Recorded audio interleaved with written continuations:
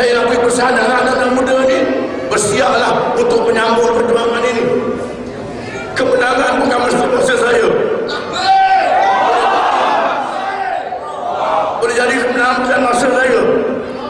Kamu yang muda-muda sambung perjuangan itu. Kalau boleh, saya nak tengok juga kemenangan, nak tengok, nak lihat kemenangan.